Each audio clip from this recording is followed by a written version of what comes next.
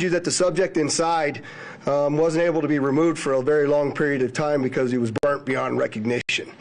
And so as we continue to move through this, I'm going to talk a little bit about his identity and what we believe, but I would like to highlight a couple of things that the teams found inside of the Cybertruck that are useful to the investigation. And that, first and foremost, is a military identification. We also found a passport. We found a Desert Eagle 50 caliber semi-automatic pistol. And if you'll notice on a lot of these guns that we're going to talk about here, they're almost just burnt beyond recognition as well. There's a SLR model B30 semi-automatic firearm, number of fireworks that were still in the vehicle that had to be removed. Notably, we found an iPhone and a smartwatch, and then several credit cards were also in the name of our subject. Our subject is 37-year-old Matthew Livelsberger. He's of Colorado Springs, Colorado, born July 22nd of 1987. Now, as you'll see here on a picture of his driver's license, let's see, the question really still remains for me, and I know that there's a lot of you folks in the media that are identifying this person as the person in our vehicle. As I mentioned to you already, his body is burnt beyond recognition, and I do still not have confirmation 100% that that is the individual that was inside of our vehicle. And so as I'm calling it now, the subject or person of interest, I will not come back until I have the confirmation through DNA or medical records that this is indeed, in fact, the subject inside of the vehicle.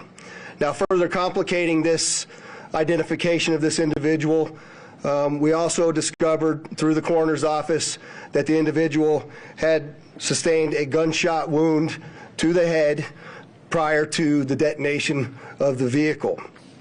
One of the handguns was found at his feet inside of the vehicle.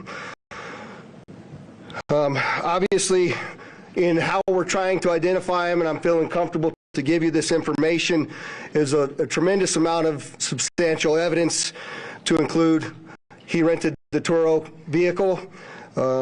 There are 2 tattoos, one of which was on the stomach and one of which is on the arm, that we can see bits and pieces of it as in comparison to what it is that we now know he had on his body, that has given us a lot of confidence that this is, in fact, the same person. As well as the clearly obvious, which is the credit cards, the military identification, the passport. And then furthermore, as you'll see here in just a very short period of time, we tracked his movements from Colorado to Las Vegas, and in a number of the photographs that we were able to determine, he was the individual that was driving the vehicle.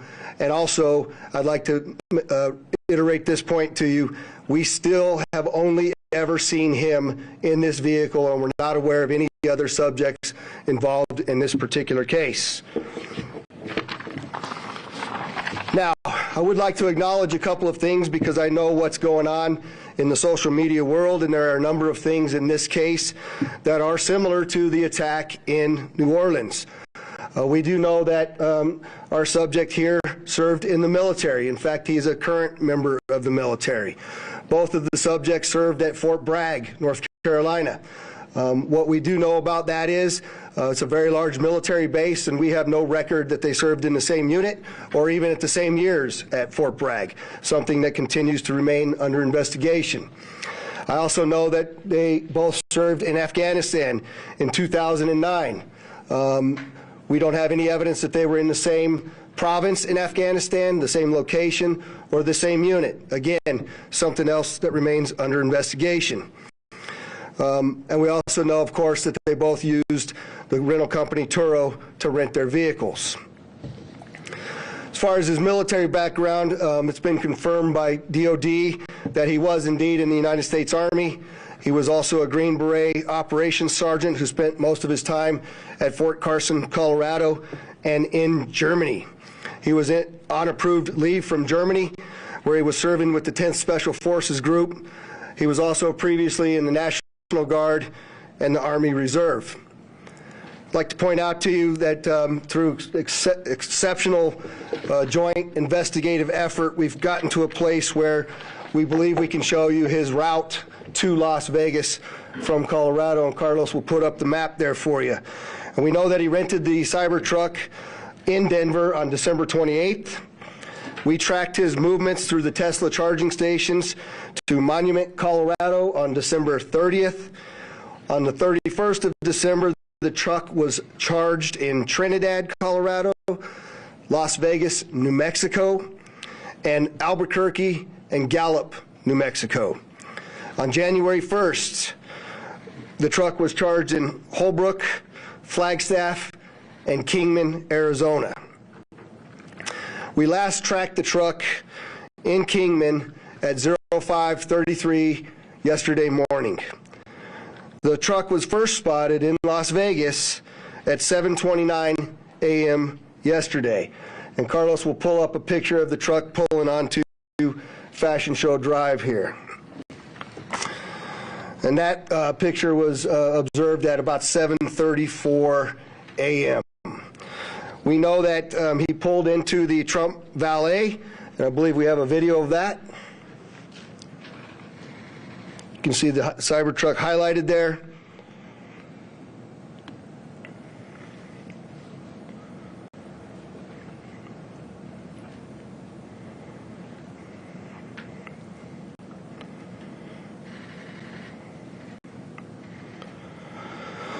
So through extensive surveillance video, we were able to track him leaving there, and we know that he went to several different places along Las Vegas Boulevard, and he spent some time in a parking lot of a business near Flamingo and Las Vegas Boulevard. We then have a video of the truck pulling back onto Las Vegas Boulevard from the Sands.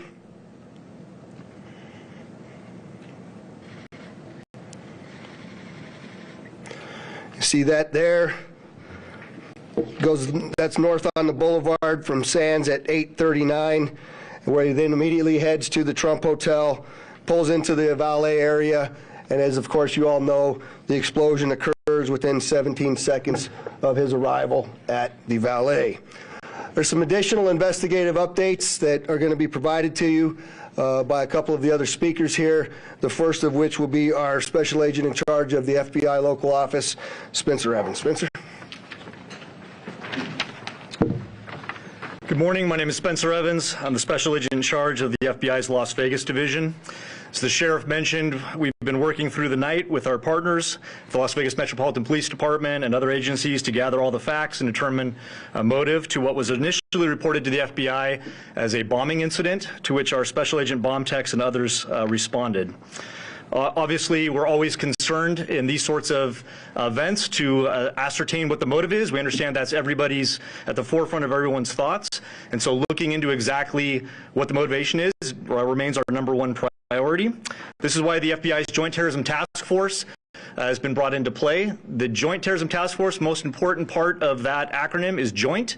It is done in concert with our partners, which are comprised of more than a dozen investigative agencies here throughout the state of Nevada. We've been working hand in glove, side by side, tirelessly to determine, is there any ongoing threat to the public, to identify the subject, to determine any potential connection to other events going on in the world, most notably in New Orleans, and then obviously to determine if there's anything else that we need to be tracking down. At this time, as the Sheriff's pointed out, we feel that the subject has been identified, although not conclusively, waiting for DNA evidence on that front. However, we do feel like we have the subject identified, and at this time there is no information about additional subjects that the FBI is tracking on. Our resources, as I mentioned, that have been deployed in support of this event include Special Agent bomb techs, our evidence response team, which is processing crime scenes, side by side with the forensics folks from Las Vegas Metropolitan Police Department, our investigators, our intelligence analysts, and then outside of the FBI Las Vegas field office, we have investigative leads that are being conducted by FBI field offices, both internationally and domestically as well. As always, when the FBI is involved with any sort of case like this, we ask for help for the public. Anyone with information related to this incident, we encourage you to please call 1-800-CALL-FBI, or you can submit a tip online at tips.fbi.gov. We've already received thousands of tips related to this incident. The challenge that we face moving forward is to separate those that are pertinent and relevant and those that can be verified for those, from those that have not.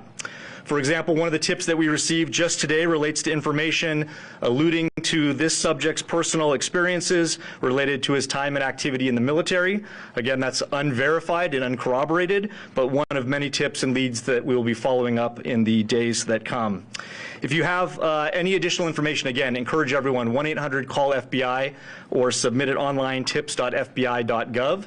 We will tirelessly work to exhaust all investigative leads and conclusively determine what the nature of this particular incident was, what the motivation was, and to the extent possible, share all that information as we obtain it. I'll now turn some time over to the Assistant Special Agent in charge from the ATF, Kenny Cooper.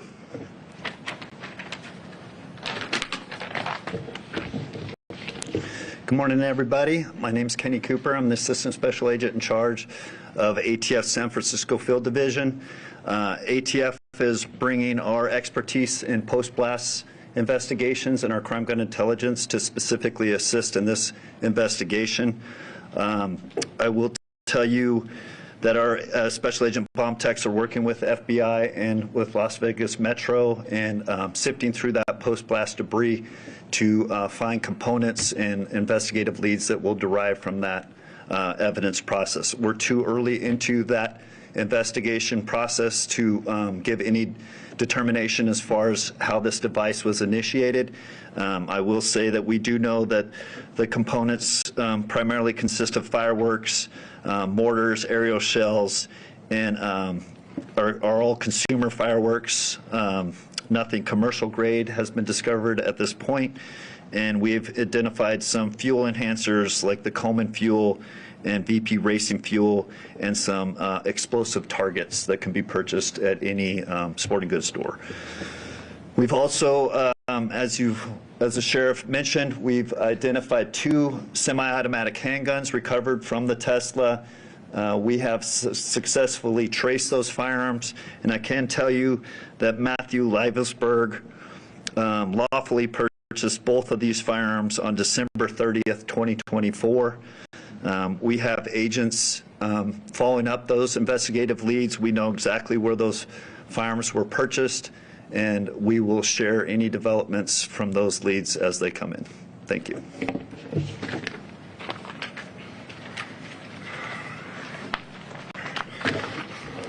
We also have the Clark County Fire Chief here, John Steinbeck, and he didn't have any additional updates, but if there's any questions in regards to what the fire department did during this, he's here to answer those questions as well. With that, I'd just like to say before I take a couple questions from all of you, you'll notice that we're not releasing information that we haven't corroborated and verified.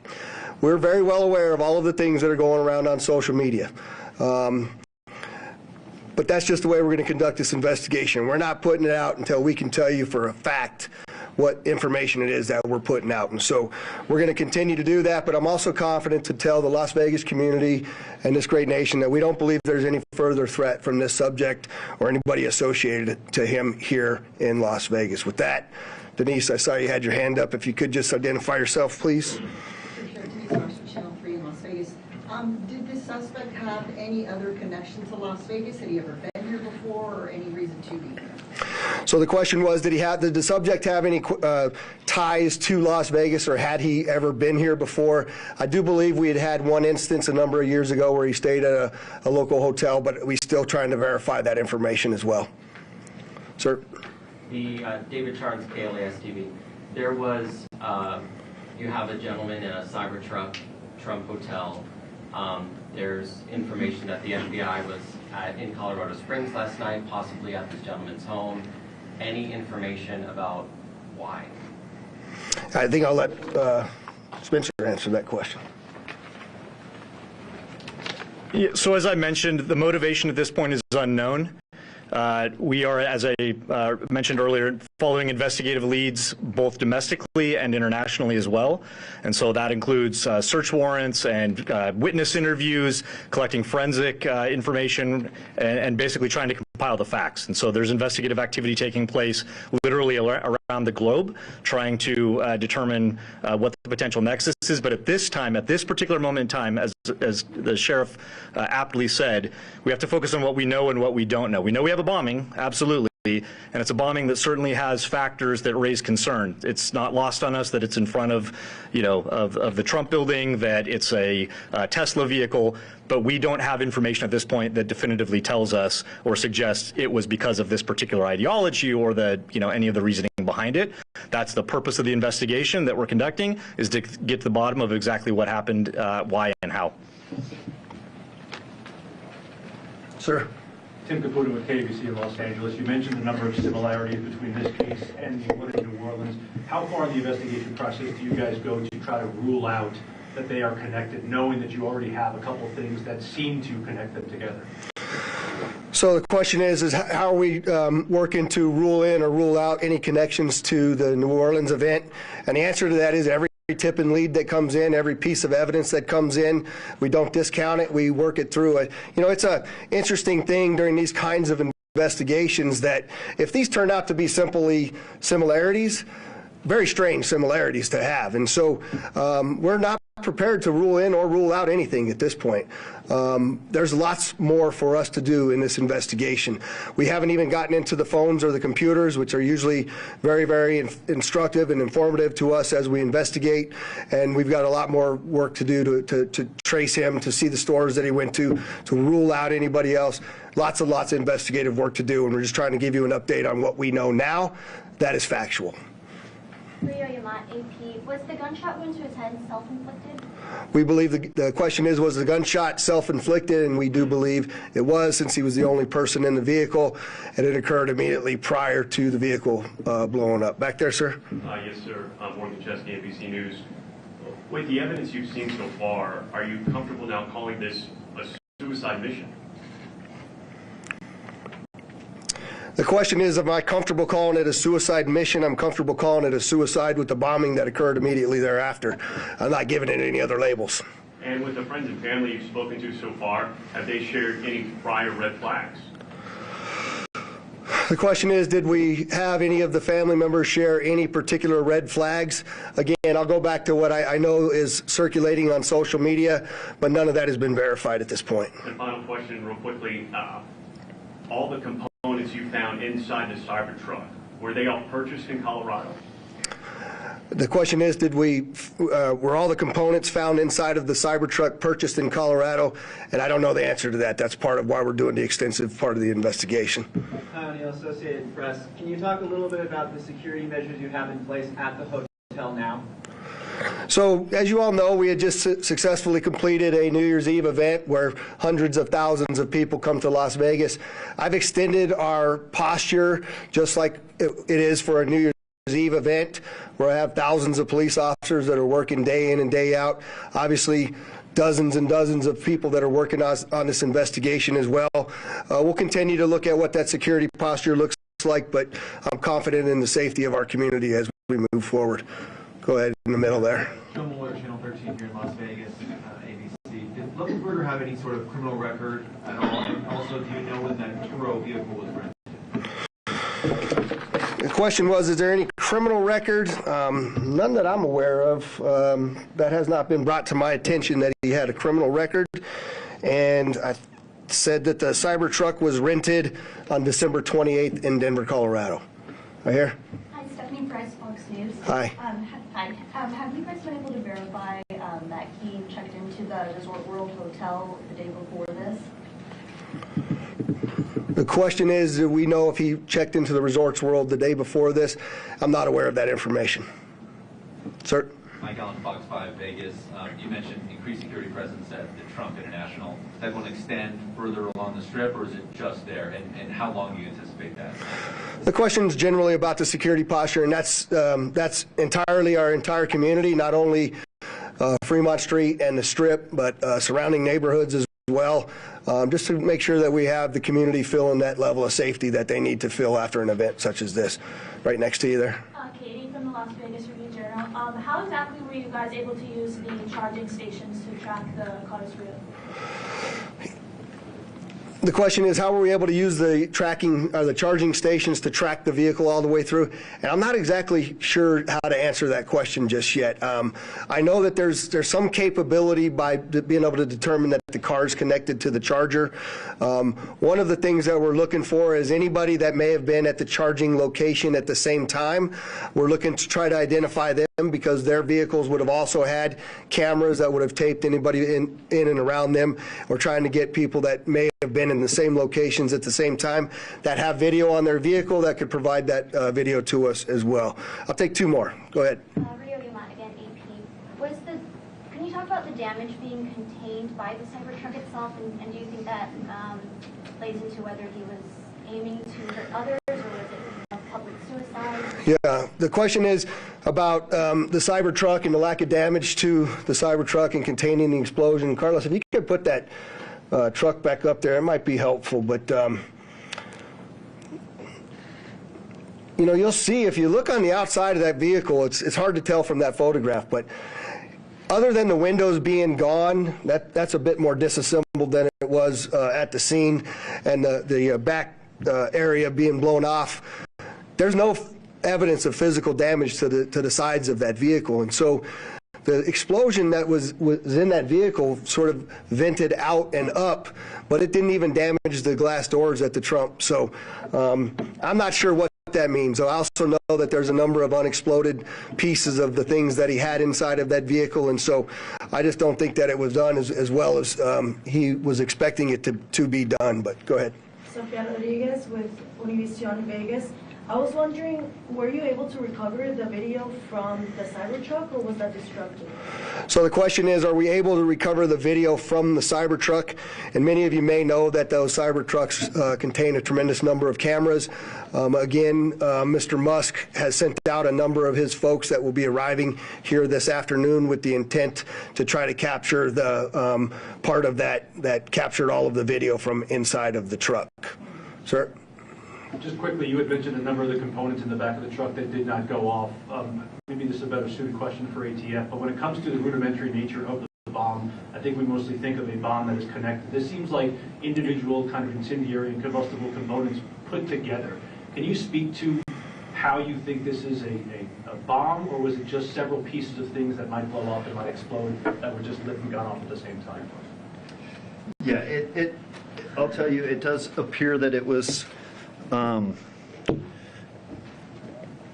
just want to be careful with my language here, but the level of sophistication is not what we would expect from an individual with this type of military experience.